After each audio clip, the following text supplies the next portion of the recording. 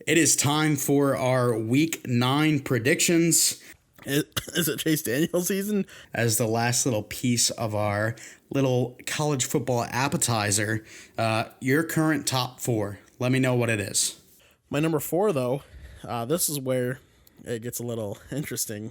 My number 4 is actually.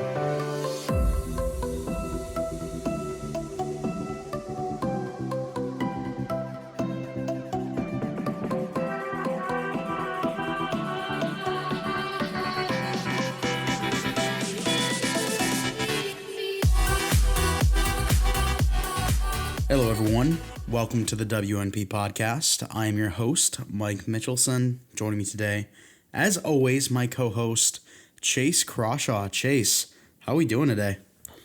I'm pretty swell overall. A little disappointed, I guess, because it's kind of looking like we're gonna have no Thursday night football this week. I'm sure we'll talk a little bit about that, but yeah. So a little disappointed because I might have to wait a little longer for some NFL football. But other than that, yeah, doing all right.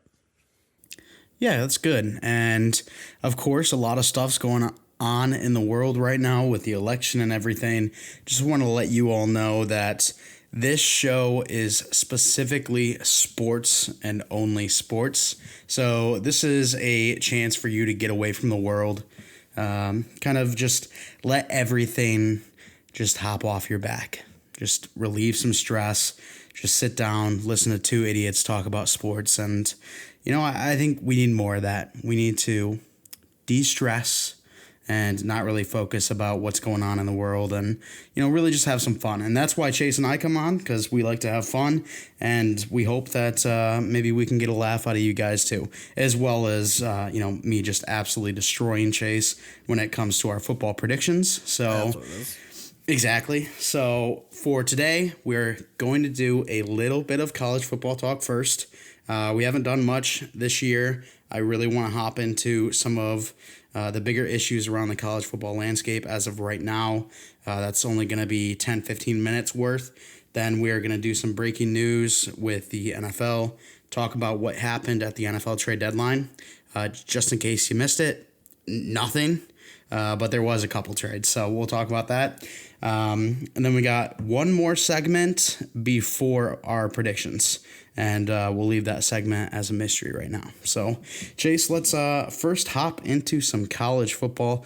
I would be remiss not to talk about my Michigan State Spartans absolutely obliterating. It was like 40-0 over the Michigan Wolverines. Yeah, so a little disappointed by Michigan's performance. Weird game. Their defensive backs played absolutely horrible. The defense just couldn't really get it done. Michigan State, their offense is far from a prolific one. So it was really shocking to see Michigan struggle as much as they did. Good for State, good for Mel Tucker. It's a big win after a horrible loss to Rutgers the previous week. Michigan was very underwhelming. Our boy Joe Milton, he looked great in game number 1. Game number 2, it was pretty underwhelming. He made some fine throws, missed some pretty easy throws. Whereas Rocky Lombardi, he made the big plays when needed. So it was a really weird game. Michigan did not deserve to win. Michigan State definitely deserved to win. Going forward, the Big Ten's going to shake out really weird.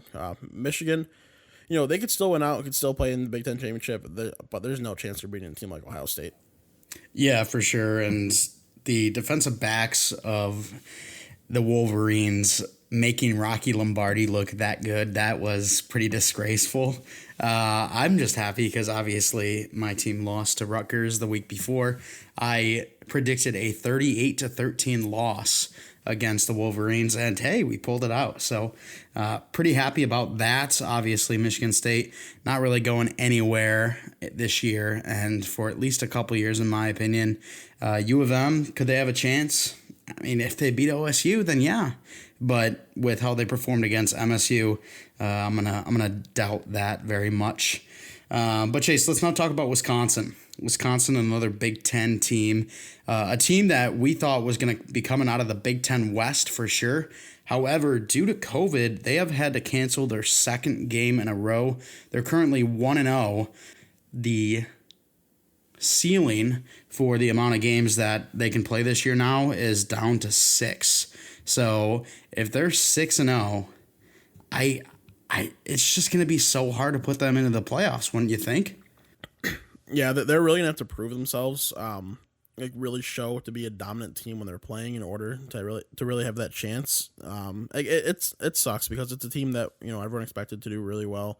It's very disappointing, but I mean it's kind of what the Big Ten signed up for, starting so late. If they would have started when the other conferences did, they would have had a little more flexibility, wouldn't be able to figure things out. But that flexibility was gone, and we're seeing the results, seeing the consequences of that.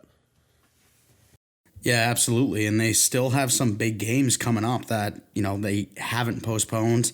Obviously, they got to verse Michigan on November 14th. Then they have Indiana, who is currently ranked 13th and is undefeated as their first game in December. So if they can somehow, win the rest of their games, they could probably sneak into the Big Ten championship. If they beat Ohio State, they would be at 7-0, and I guess it'd be interesting, but I mean 9-0 looks so much better. So Yeah. I really don't know what they're gonna have to do if they want to sneak in. Right now, I just don't think they really have a chance because they had to cancel 2 games. If they cancel any more, they're definitely not gonna have a chance to get into the college football playoffs. So that would absolutely suck for them, but it is what it is. That's what the Big Ten signed up for, like you said. All right, Chase, Clemson at Notre Dame. We have this game coming up this weekend, and it wasn't really seen as one that'd be too close until, of course, Trevor Lawrence. He had to bow out due to COVID. Now Clemson has the rookie DJ. I always thought it was ukulele, but apparently it's Owegalile. I probably butchering that. It's not even worth me attempting, dude. Like I'm usually good at names. That's one name I can not say. Yeah, so the freshman is going to have to step up big against Notre Dame if they want to win. Notre Dame, a pretty damn good team and a very big team at that. So it's going to be close. What are your thoughts on that game? It's going to be interesting. I think it's going to be a ton of fun. So DJ is obviously a very highly touted prospect coming into college. A 5-star, was looked at as the next great Clemson quarterback once Trevor Lawrence leaves, as they keep seeming to get a rotation of those. So I still think he can put the team on his back, help win. I don't know. No, I haven't watched a lot of Notre Dame this year. They've played 6 games, but I've maybe seen like really gameplay for 1 or 2, and I don't know. They just kind of underwhelm me. I don't know, especially. I don't know who the hell they played with. They only won like 19 or 12 or something like that, and it wasn't even a tough opponent. So I don't know. The team kind of underwhelms me. I still think Clemson's just too good to beat, so I got to go with Clemson in that. Yeah, it's going to be interesting, and I think the game's going to be closer than most people think just because look at what Boston College just did against Clemson. So Notre Dame, they're one of those teams that are, like I said, they're a big team, and they're a really grinded out type of team. They're going to run the ball nonstop and try to control the clock. And I think that's possible to do against this Clemson team because you're going to have to ask a lot from the freshman DJ Owegalile. I'm going to try that again. We'll see if I got that. I have no idea. But you're going to need to ask him to score on every single drive if you want to win against a team that's going to just control the clock like Notre Dame is going to attempt to do. So we'll see how it works out.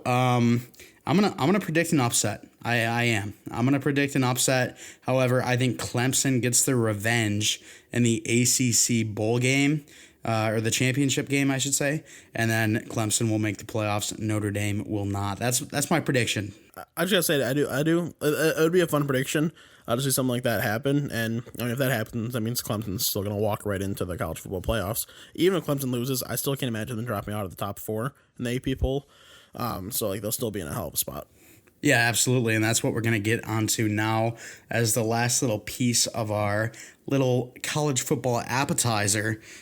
Your current top 4. Let me know what it is. So, number 1, I got to go with Clemson. It's kind of hard to go against them at this point. Signs are pretty obvious. Trevor Lawrence, when he's in, he's just the best player in college football right now. You're not really stopping him. Travis Etienne, tremendous running back. And then the team... it's not a team with a just unreal defense, but they get done so well offensively that it really doesn't matter. Number 2, I gotta go Alabama probably. 6-0. Mac Jones, excuse me.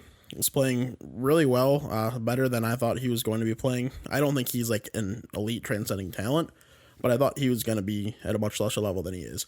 He's looking pretty impressive. Alabama looks strong as ever. Looks like they're unstoppable as ever. So I really got a good feeling it's going to be those two teams, Clemson and Alabama, in the finals, but we'll see. Number 3, I got to give it to Ohio State.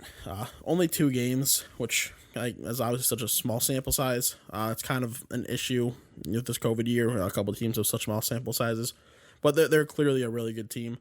Justin Fields is clearly a hell of a quarterback. He's going to really help kind of carry this team through the Big Ten. They're going to walk right through the Big Ten, no problem. Should probably go undefeated. Should be another easy team in that college football playoffs. My number 4, though, this is where it gets a little interesting. My number 4 is actually BYU.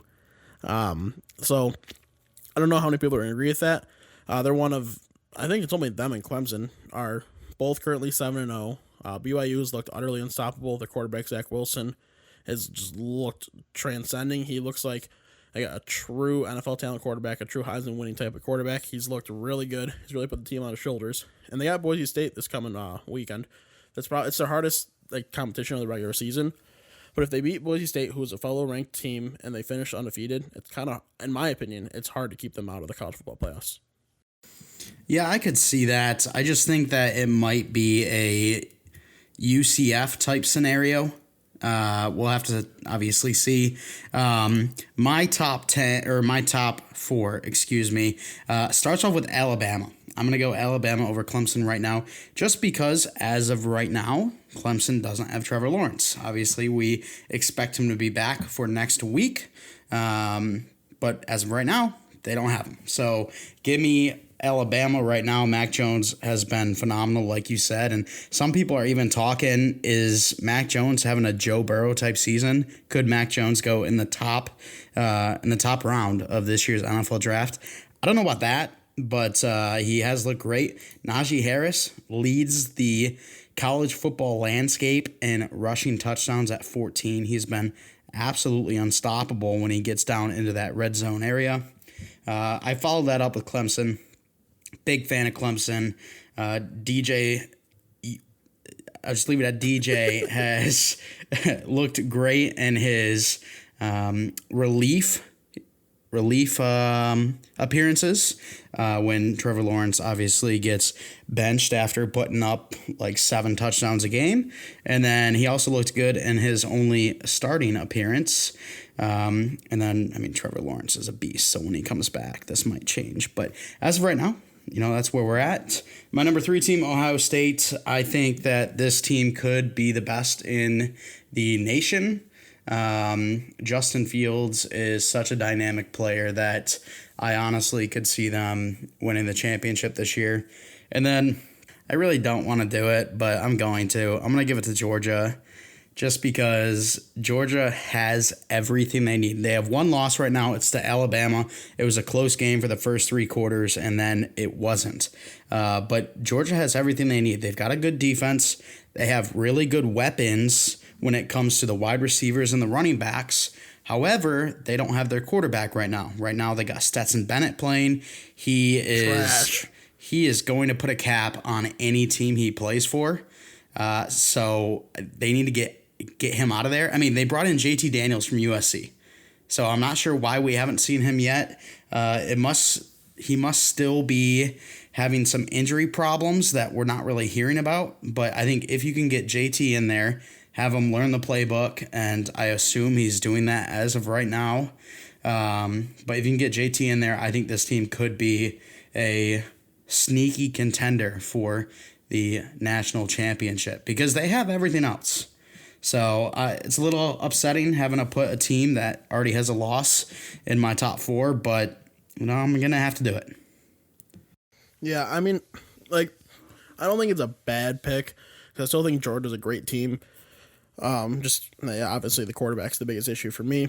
I'm really not a fan of Stetson at all. I think he's just trash. If JT is able to get that opportunity at some point, they could really change things for me. I think they could be a true BCS national championship contending type of team at that point because JT Daniels has proven to be, he was a little underwhelming at USC, but he still looked like he had all the right tools to really be a great QB.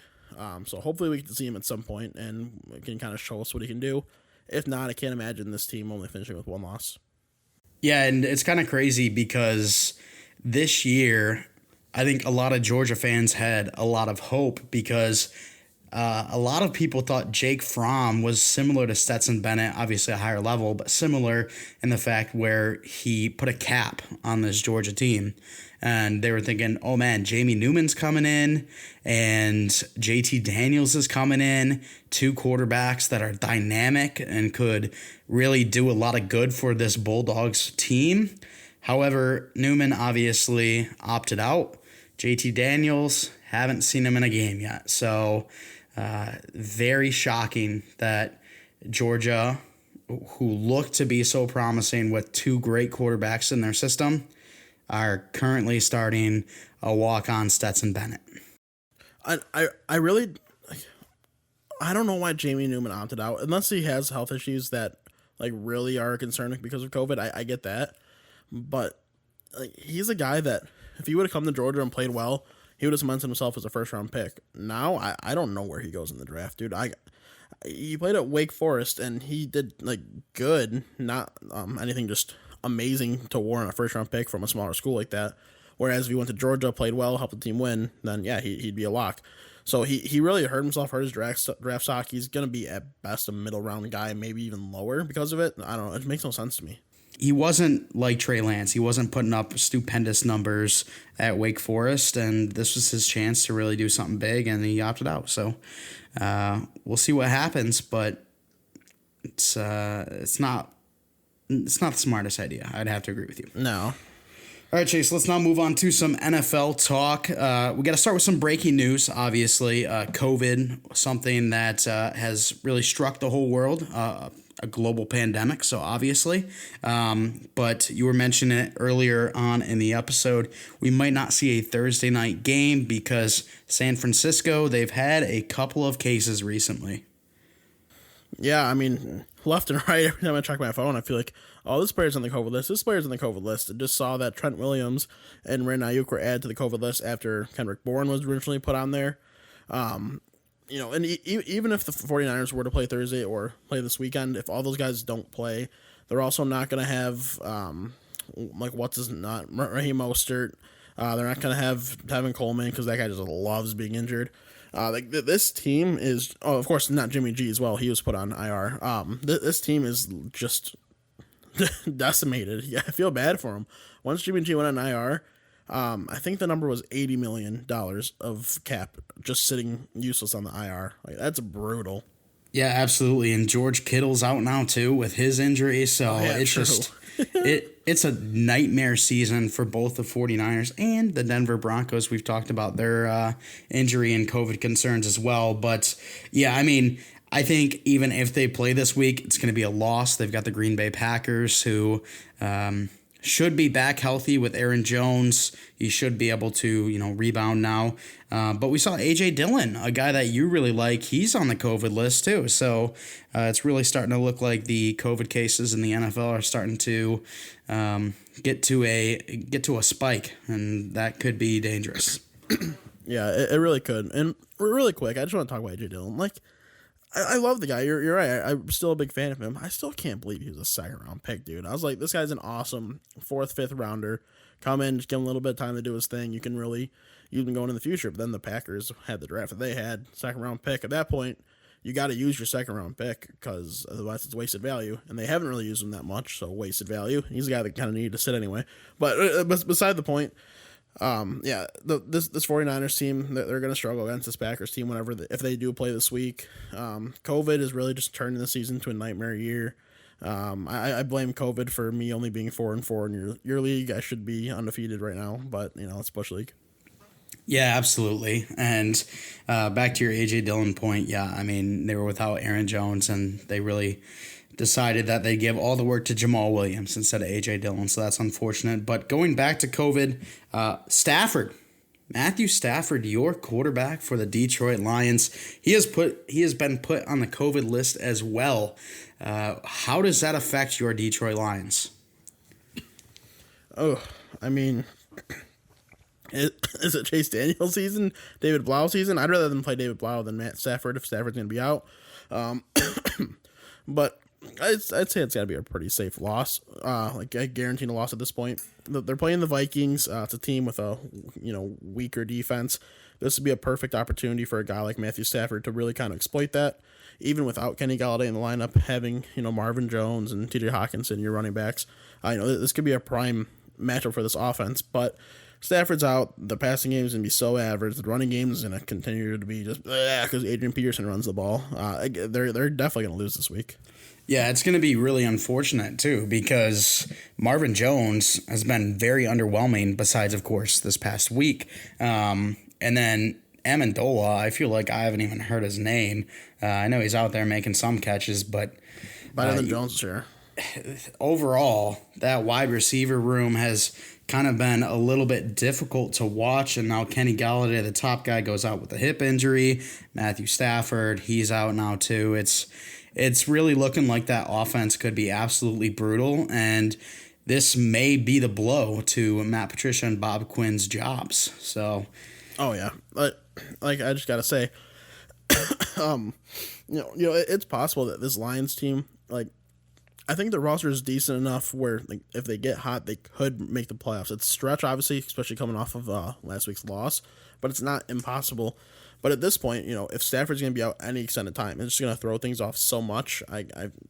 And if they're a 6-win or less team, I think that's guaranteed that Patricia's gone, maybe Bob Quinn too. Yeah, absolutely. All right, well, Chase, let's now move into the trade deadline. So we saw a couple big moves the day before the trade deadline. However, when the trade deadline came around, I think there was 2 total moves, and it involved Isaiah Ford and DeAndre Washington. So if you don't know those names, that's completely fine. I forgive you because they are pretty minor pieces. But we wanted to talk about some of the bigger trades. First, we'll talk about Carlos Dunlap going to the Seattle Seahawks. This was a guy we talked about last week. I was very disappointed that he was just being a jackass on Twitter, being a jackass in the Bengals locker room, especially because he had 0 production for the Bengals this year. He goes over to the Seattle Seahawks for a 7th-round pick, and B.J. Finney, a backup center, and obviously the Bengals have had some real issue protecting Joe Burrow this year. So overall thoughts on the trade, what do you think, Chase? I mean, I guess you're getting the guy out. It was clear he wanted out. At this point, he was becoming a distraction, so whatever the hell you can get, I guess it is what it is. It's weird seeing good NFL players go for what they do. The trade, trades in the NFL compared to the NHL, just because of the life of NFL players. Maybe, I don't know. It's crazy. So this type of trade, for example, if this was NHL value, Dunlap would be getting 2nd, 3rd, 4th round picks all together in return instead of just a 7th round pick and an extra offensive lineman. It's so weird. But I mean, the Bengals got what they could for him. He was going to end up gone by the offseason anyway, I would have to imagine, if they didn't trade him now. So whatever. Yep, absolutely. I agree with you. The unfortunate thing, Dunlap 1 sack away from holding the Bengals record for all-time sack leader. I really wish he could have got that, but he decided to blow up and be a prima donna, and now he's gone. So, moving on to the next trade. This is between the New York Jets and the Pittsburgh Steelers, as the Jets send Avery Williamson and a 7th-round pick over to Pittsburgh. Pittsburgh sends back a 5th-round pick. So, interesting trade here. I thought Avery Williamson could have fetched a 5th-round pick just by himself, but apparently not. This was tremendous for the Steelers. A 5th-round pick to get Avery Williamson, plus that 7th-round pick as well. I mean, obviously, a 7th-round pick isn't much for value, but it's still getting an extra pick back. You're not losing a pick at the end of the day in the draft. You still have the same amount of picks that you had. And you're getting Avery Williamson, who's an everyday impact player. It's a tremendous trade for the Steelers. It works really well for them. They're really showing that, hey, we're contending. We want the Super Bowl this year. Still undefeated. They're playing well, and this is really gonna help, especially with Devin Bush being out for the year. This is really gonna help cement that defense. Yeah, absolutely. And Avery Williamson, only 1 year left on his deal, which is this year. So it makes a little bit more sense that he went so low, but I agree, Chase, that that is a tremendous deal for the Pittsburgh Steelers. Next up, Quan Alexander. He goes over to the Saints for a 5th-round pick and Kiko Alonso. Not sure what the 49ers are doing here. They just signed Quan Alexander last year to a 4-year deal. Something happened. They wanted him off the team. So I don't really know what the whole get here is. Maybe they just kind of think that, with this year going the way that it is, like we're not contending, maybe we can get a draft pick. Kiko Alonso, he's a good veteran presence, but then after that, this draft pick, maybe get a guy that can help us out next year, but being the draft capital that it is, might be more of a 2-3 year type of guy. It's weird, because I like Quan Alexander, he's a hell of a talent, but the Niners, they're screwed this year with all their injuries and stuff, so it is what it is for them. They're cutting their losses, kind of trying to move on, I guess. Yeah, I don't really understand it. I like Quan Alexander like you. I was even hoping that the Bengals would sign him last offseason. Wasn't the case. He went to the Super Bowl with this 49ers team, and now it's looking like the 49ers may not even make the playoffs this year. So we'll see what happens. And then finally, the last trade I wanted to talk about, Desmond King goes to the Titans for a 6th-round pick. That 6th-round pick going back to the LA Chargers. This was nothing. This felt like a free Desmond King to me. I don't get the Chargers spiel here. Anthony Lynn, even though he seems like he's a cool dude and could be a good coach, I feel like he's just got to go at this point. This Chargers team, they look like they're probably going to miss playoffs again, especially with trades like this. This team can't just be so underwhelming every single year and just accept it. It's kind of like the Lions; they can't do that. But I guess the Lions still do. So I guess the Chargers can. But this is a franchise that's more willing to really invest in trying to win. So I feel like Anthony Lynn's going to be gone after this year. Just losing Desmond King for nothing, I don't know. It's not it for me. Yeah, and Great for Desmond... the Titans, Great for the Titans. Great for the Titans, yes. Desmond King, another player that only has 1 year left on his deal, but... he's a great player right now, a great defensive back. The Titans, their defense has struggled in the last 2 games. That includes against my Cincinnati Bengals. So they had to go out, get something done. They go get Desmond King.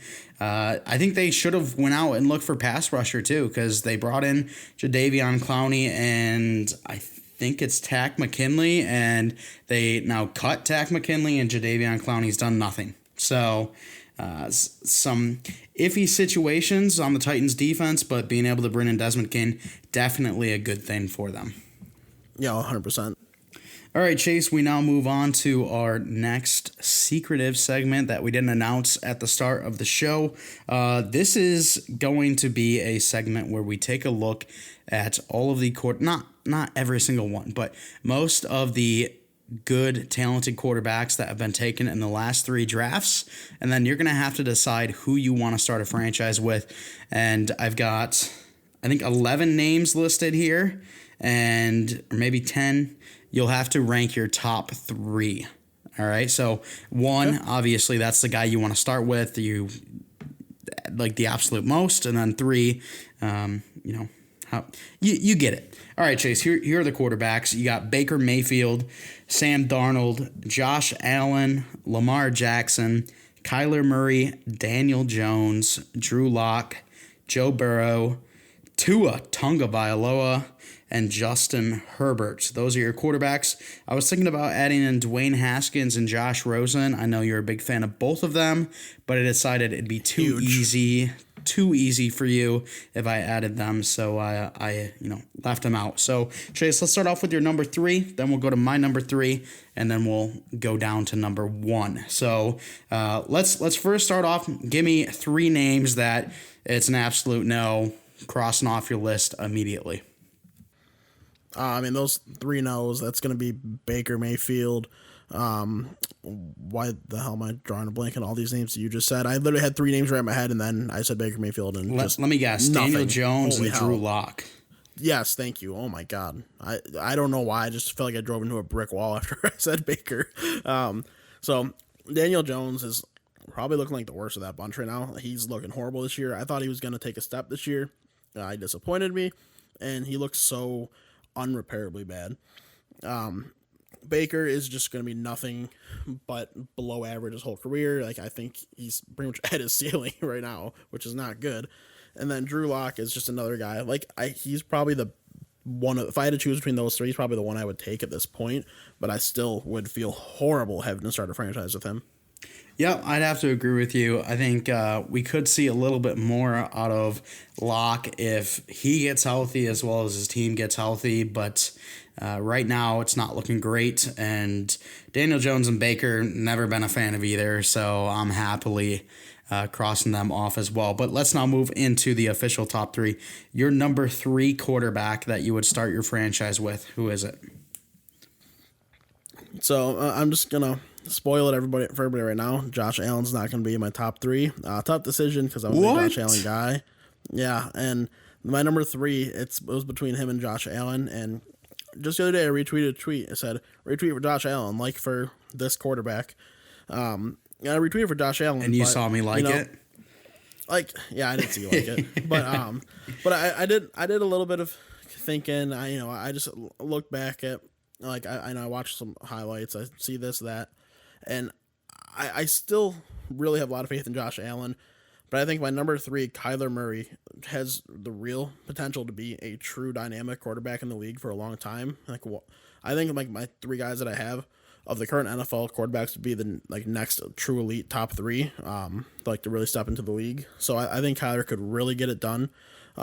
He's a good thrower. He's a tremendous runner. He's the best average per rush in the league right now, and he throws the ball really well. So, it's about what he can ask for from a QB. Yeah, absolutely. And Chase, I really hope we don't have the same top 3, but there is some worry that we do. Yeah, so I've got Kyler at number 3 as well. Like you were saying, definitely a dynamic player, and I have him at 3. Reason I don't have him at 1 or 2 is the size. I mean, it's a stupid thing. It's like an elementary school on the field. Yeah, exactly. Like it's a stupid thing. We see Drew Brees and Russell Wilson dominate, but I mean, I think these 3 quarterbacks that both you and I are going to mention, they're all very dynamic players, all very good players. So the size is something that comes in a factor at that point. So Kyler Murray, number 3 for me. Chase, let's go to your number 2. My number 2 is 2020 draft pick. Assuming yours is also. It might be. 2. Yeah, and this guy did not go first overall. This guy, his name, though, is Justin Herbert. He has looked awesome so far. He's really impressed me. I thought he was going to need a full year to develop, but he's looked really good. He just looked like a true dominant NFL QB. He's made these great throws. He made better throws in the NFL than he's made in college sometimes so far. It's crazy. He's just taken this jump that you don't see from rookie quarterbacks at all ever, especially without a preseason and a short off season. But just based on these signs, if you refine his game, you get a coach that can help refine his game, he could be like Mahomes level dominant. Yeah, absolutely. But my number 2 is Joe Burrow. Okay. Joe Burrow, awesome player. I love him on my Cincinnati Bengals, and he looks like a 10-year vet already. He's got so much composure, such good accuracy.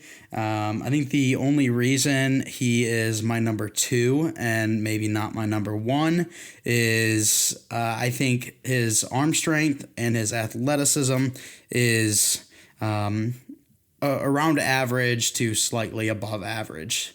It's something that you can obviously work around as he has been doing.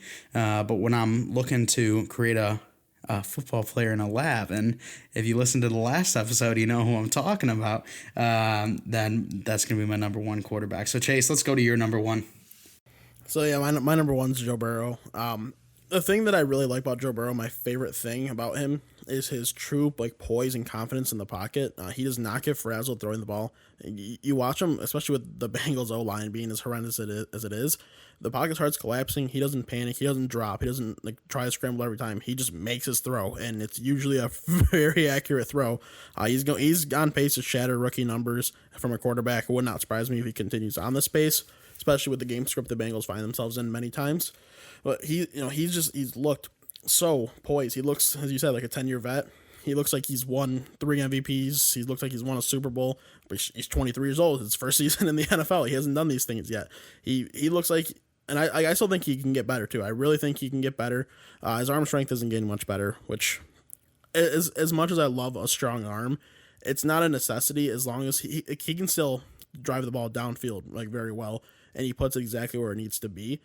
So I'd rather have that than, someone who can throw it 70 yards and then try to get the big play every once in a while. If I can take the 30-yard play a couple times instead of the 70-yard play once, I'm perfectly fine with that.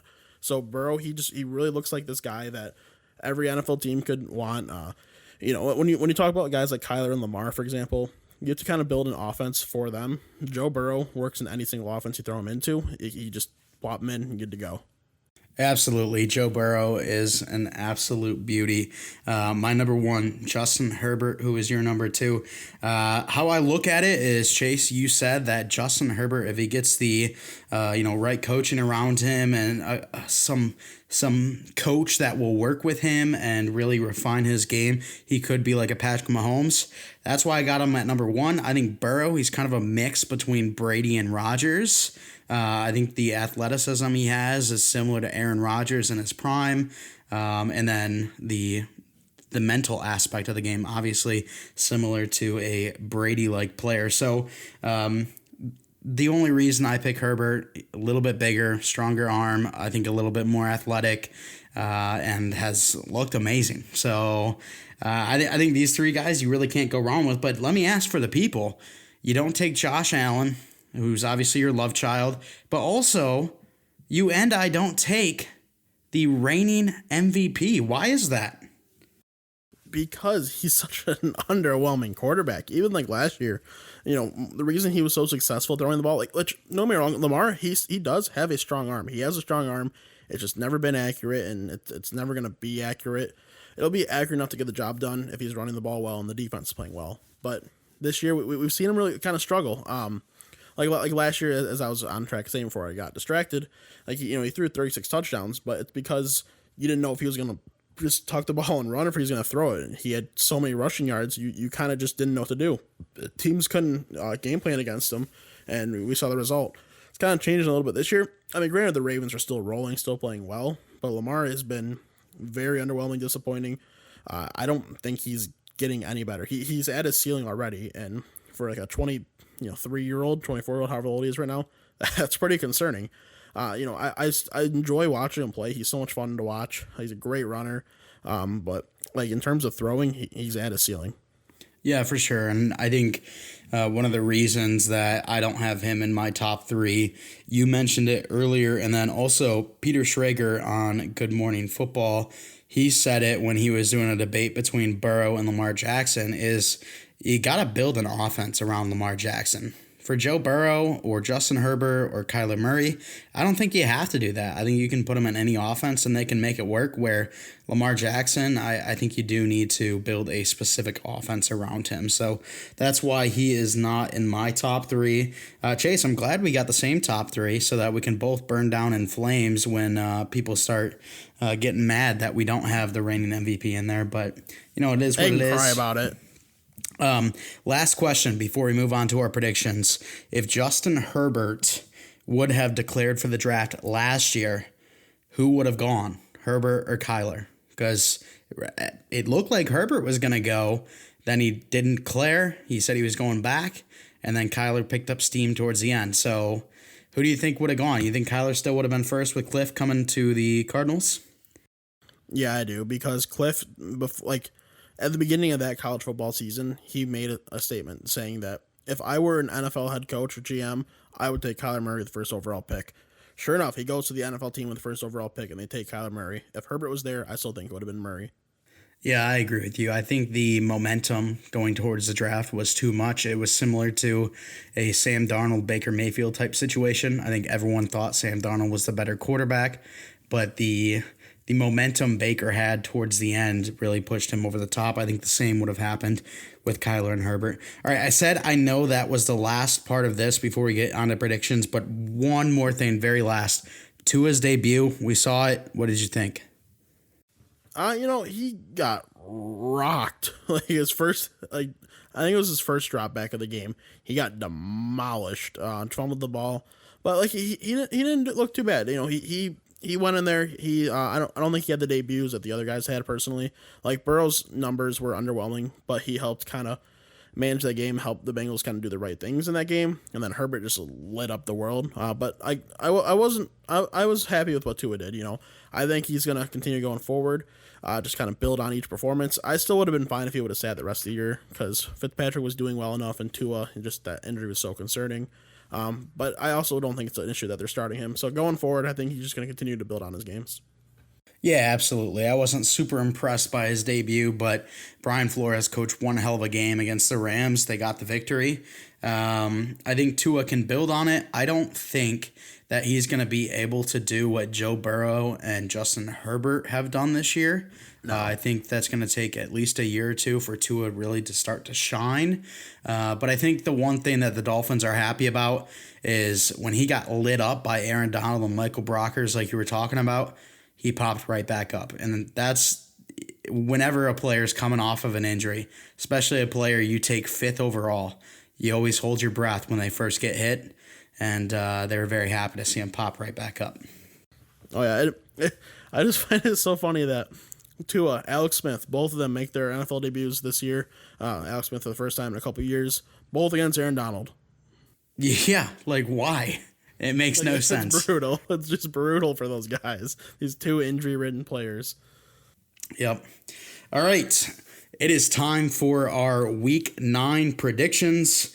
Chase, we both had a decent record in Week 8. Sorry, let me expand my Excel here. So Week 8, we both went 8-6. The only differences is we had the Rams game and the Lions game different. You called the Rams game correctly by taking Miami. I called the Lions game correctly by taking the Colts. I don't know why I said the Rams game and the Lions game when they're both losers. Yeah, me neither. But that was weird. Yeah, it is what it is, though. So overall records, you sit at 67-52. I'm at 73-46. So still 6 games back. Let's see if you can make it up this week. All right, we'll start with Green Bay and San Francisco. Obviously, a game that we're unsure if it will be played on Thursday, let alone the whole week if it's going to be played. But Chase, Green Bay, San Francisco, who you got? If it plays, it's got to be an easy Green Bay. San Francisco has nobody on the roster. It's the San Francisco D squad at this point. I think Green Bay takes this one very handedly, even though their running backs are going to be brutal.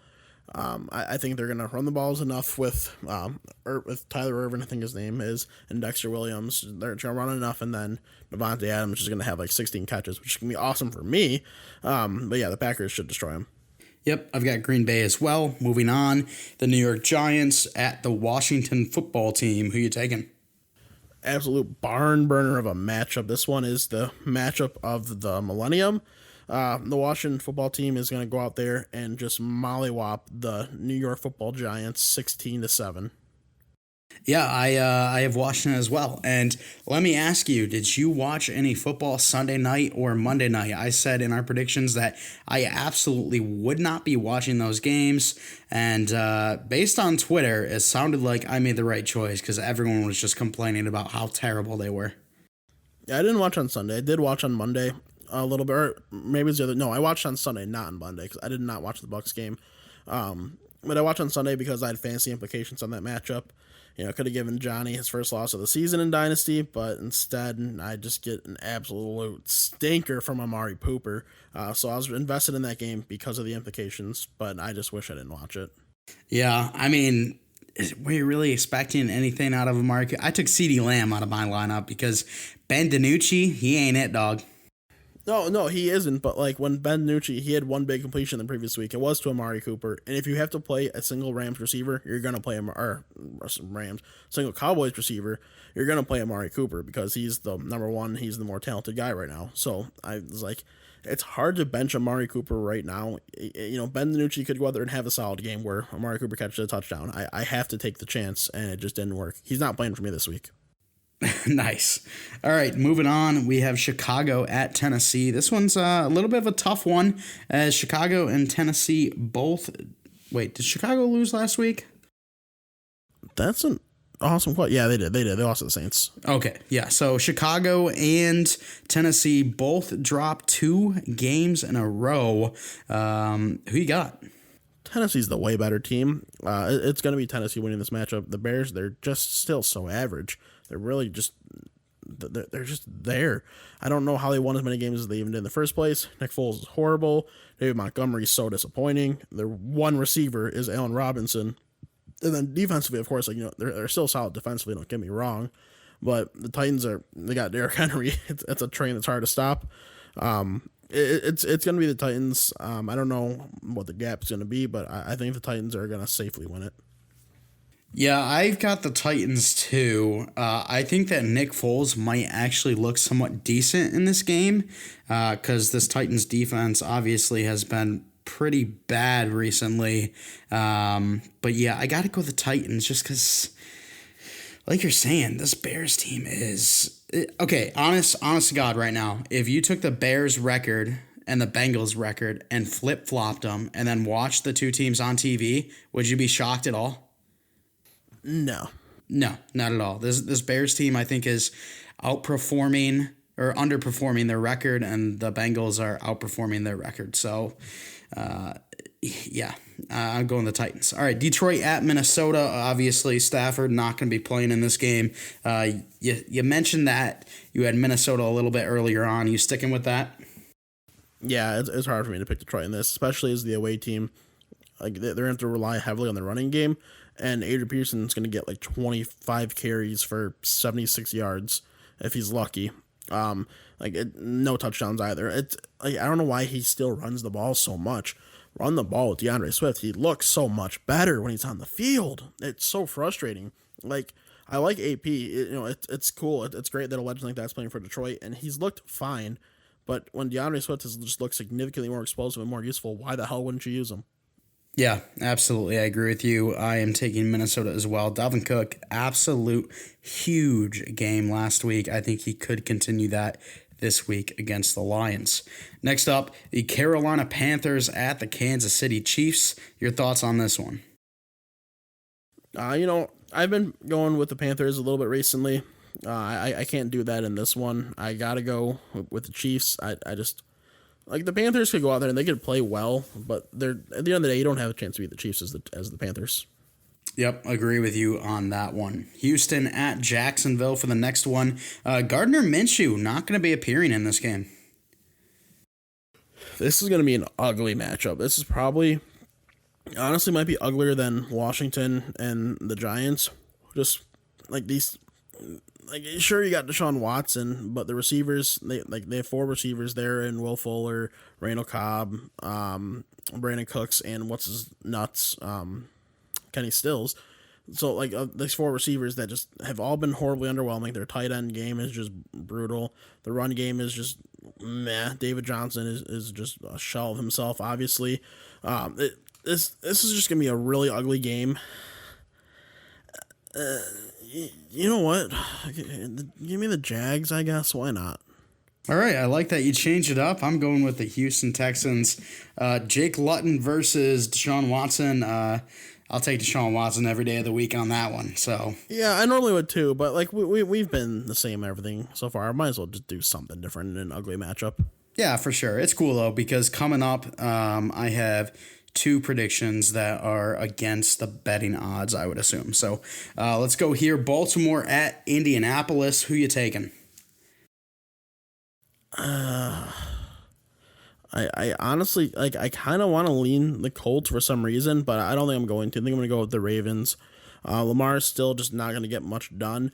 but he's gonna get enough done. And like Jonathan Taylor, Jordan Wilkins, whoever the hell's gonna be running the ball, they're gonna have a tough time against this Ravens defense. Everybody has so far this year running the ball. I think it's gonna be a boring matchup, a lower scoring one, but give me the Ravens. Yeah, this is one of the games that I took the Indianapolis Colts. I took the lesser team. The Ravens really have had a hard time with their offense recently. They really struggled against the Steelers' defense. The Colts have a defense that's just as stout as the Steelers' defense, so I think they could have some issue here. That's why I'm going to take the Colts.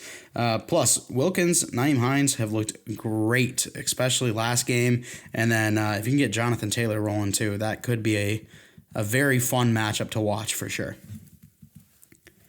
All right, Seattle at Buffalo. This game, I think, is probably the game of the week for me. I'm going to be tuning into this one for sure. Oh, it's going to be so entertaining. It's going to be a high-scoring matchup, I think. Even with the Bills having a great defense, having Russell Wilson, having DK Metcalf, that's enough right there. And Tyler Lockett, of course, has been great. Like, where the Seahawks are going to score, and the Bills are also going to do the same. I think it's going to be a very pass-heavy scoring matchup, a ton of fun to watch. I think I'm going to go with the Bills in this one, though, honestly. It's going to be really close. I think both QBs should have great days. If the Bills lose, it's going to be because Josh Allen struggles, and he struggled coming, in the last couple of weeks. I think he can figure that out, playing a really weak secondary, throwing the ball, and then running it when he needs to. Yeah, I'm gonna let Russ cook in this one. Taking Seattle, I think Jamal Adams picks off Josh Allen about 4 times. So we'll see what happens. I'll take the under on that one. No, I'm all right. But I'm still going to take the Seahawks beating a subpar offense over the past couple of weeks. Next up, Denver at Atlanta. This game, kind of interesting. Definitely interesting in the fact where I'm kind of unsure on who's going to win, but not interesting as in I really wouldn't want to watch it. But no, I don't want to watch this game. Just give me the Falcons, I guess. Well, why not? I mean, the Broncos aren't going to get much done offensively. The Falcons, I think, are just going to do enough, not offensively. I don't know. I have a weird feeling about this game. I don't like picking the Falcons because all they do is disappoint, but I don't pick the Broncos because the Broncos aren't good. So, Falcons. Yep, I'm going Falcons here as well. Next up, the Las Vegas Raiders against the Los Angeles Chargers. Who you got? My boy, your boy, Derek Carr, is going to have a very above-average game. He's going to play well. You thought I was going to say he's going to blow up or something, but no, he's just going to have an above-average game. Like 290 yards, 2 touchdowns, no interceptions, en route to the Raiders getting a win. Yeah, I think he could have an even better game than that. We saw that the Chargers defense really struggled against the Broncos late in their game last week. So, although I think Justin Herbert could have a good game, I think the Chargers defense does not, and Derek Carr could have just a slightly better game than Justin Herbert. So I'm taking Vegas as well. All right, next, Pittsburgh at Dallas. I've got you marked down for Pittsburgh. I think we can move on, yeah? Yeah. All right, Miami at Arizona. Miami at Aaron's Soda. Yep. Miami at Arizona. I almost said it again. All right, Tua versus Kyler. Who you got? Both look like they are preschoolers on a high school playground. So I think this could actually be a pretty interesting matchup. I'm going to go with the Cardinals. Kyler Murray is going to have that slight edge at quarterback, of course. And then the team as a whole, I just like the Cardinals right now compared to the Dolphins. I think the Dolphins are greatly coached. But I also think the Cardinals have a coach, like a really nice, reliable coach that I do like. I'm going to enjoy watching this one. It's another week. It was only 3 games at the 4 o'clock, 4:25, time slot. So there's not going to be much to do. So I'll have a lot of opportunity to really focus on this one. So I look forward to it. Yeah, I'm going to switch it up here. I'm going Miami. I think Brian Flores has continued to look like a dominant coach, a very bright coach for the future. I thought, and I believe you thought as well, that he should have got the coach of the year last year. And then he looked great against the Rams last week. So I'm going to go Miami, although I think Arizona definitely has the edge at the quarterback position. Yeah. All right, New Orleans at Tampa Bay. We're going to see a rematch here from week 1. New Orleans took it. Yeah, New Orleans did take it in week 1. Is that going to change this time around? Yeah, it's going to. So coming into the year, I penned the Bucks having a rough year. I thought they were really gonna need to transition, and then next year would be their kind of time to shine with Brady. But they looked the part this year. Mike Evans is kind of non-existent for the Brady offense, but guys like Chris Godwin, utilizing tight ends like Gronk, passing to the running backs, which looks like now it's gonna be Fournette going forward. He's getting it done pretty well. He's looking solid. Antonio Brown stepping into the game as well. I'm very excited for that. I hope AB can come back and play at a really high level, not just because I have him on my fantasy team, but because he's such a great talent. Even if he is a loser off the field, at least has been. He's stayed quiet for a while, which is promising. He's still such a great talent, and hate seeing talent like that go to waste. So he'll go out. I don't know how many snaps he'll have. Maybe he can get a couple catches here. Maybe he can get in the end zone. That'd be pretty cool. But yeah, I gotta go with the Bucks. I hope Marshawn Lattimore absolutely locks down Antonio Brown. I hate that dude so much. He's such a clown. He was a Pittsburgh Steeler. What's not to hate about him, right? But I'm going to go with Tampa Bay as well because this New Orleans team has been underwhelming, and I think that's mostly because of the offense. Will we finally be able to see Michael Thomas? I sure hope so, and my fantasy team in your league sure hope so because he was shit game one and then hasn't been on the field since. So, I don't know. I guess we'll have to see.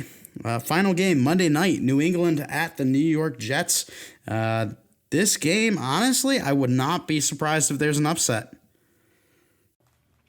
Yeah, I mean, last year, who thought the Dolphins were going to get a win? Then once they did, who thought the Bengals were going to get a win? How dare you? I mean, just being honest, they looked horrible. But both teams ended up with a couple of wins. Dolphins ended up with 5, I'm pretty sure, didn't they? Yep. But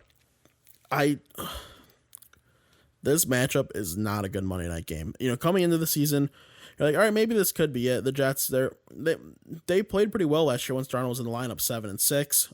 Obviously, I expect them to have a very bad year. I'm pretty sure you did the same. Even though they did what they did last year, the Jets team they could have surprised. And the Patriots signing Cam Newton, you're like, all right, if they can really use Cam Newton, this could be a lot of fun. And for the first couple of weeks, it looked like a lot of fun. They were doing really well, but things have changed very quickly. This Patriots team looks horrible. This Jets team looks horrible. But I'm going to go with the Jets. I think they're going to get their first win of the season here in a very ugly, very piss-poor fashion. Don't play these players in your fantasy lineups except for Cam Newton just because he's that quarterback with that running ability if you have a super flex. But it's going to be ugly. Yeah, and I would not be surprised if there was an upset. However, I'm not going to bet on it. I'm going to take the Patriots in this one. I think Bill Belichick would honestly lose his freaking mind and probably retire if he loses to the Jets, especially the Jets that are winless right now. But the one thing I don't understand, why haven't they been flexing these terrible games? Obviously, last week you had a terrible Sunday and Monday night game. This week, an horrendous Monday night game. Why aren't you flexing them? And I get it. Some fans are going to be upset. I'd be upset if the Bengals game got flexed, but understandable if, like last year, I would not have wanted to see them on primetime. Now that they got Joe Burrow, they got some hope, I'd be pissed. But for the Jets and the Patriots, I mean, just straight up tell them, hey, you both fucking suck. Sorry. No one wants to see you except for your own fans. So you're out. Yeah. You're a 1:00 game. Like I get that. And I don't disagree, especially on like the Sundays. It's hard to flex a Monday game though because the preparations are different.